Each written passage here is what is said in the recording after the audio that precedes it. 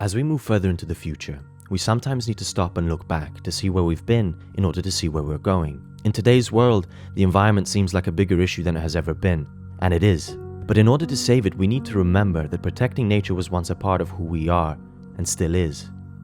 Malta's size meant that throughout history, any woodland was often cut down for resources. But places like Busquet woodland were originally planted and protected by hunters over 300 years ago.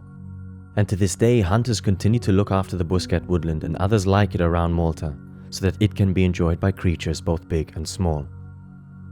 A familiar face, the Maltese hunting dog. Properly known as Kelb tal-Kaċċa. It might seem as a regular pet to some and has even been mistaken for a French or Italian hunting dog, but more recent studies have shown that the Kelb tal-Kaċċa is a distinctly Maltese dog. One of the oldest papers that exists that can tell us something of this story is nothing more than a paper.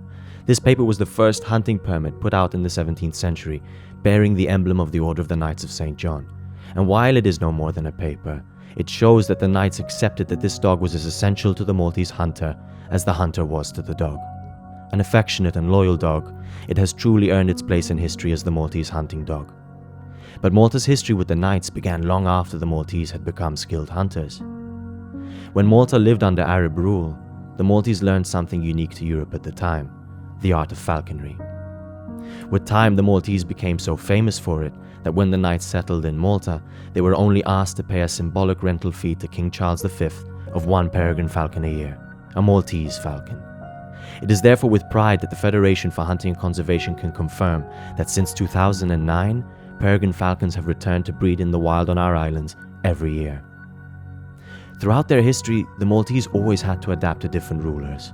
And because of this, the survival of the Maltese hunter depended on the carefully guarded relationships that he built with nature. One of these had evolved so deeply that the hunter didn't even need a weapon when hunting with this animal. It was trust that made for such an unusual relationship between the hunter and these two unlikely creatures, a trust that goes back centuries. For legend has it that thousands of years ago, when Malta was part home to an ancient people called the Phoenicians, a dog was introduced here by traders. It is believed that it is connected to what has been known to the English as a Pharaoh Hound.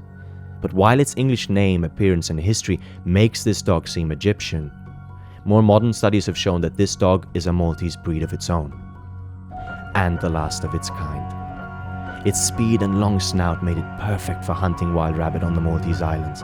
In fact, it was so successful that over time it came to be called the rabbit dog, or in Maltese, Kelb tal-Fenek.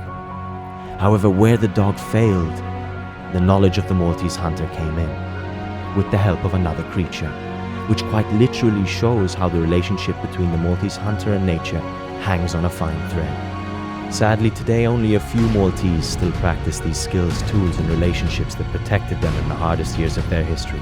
But we can't forget that these simple relationships are our shared history with nature. Because to forget that we always depended on nature is to forget why we still need to protect it.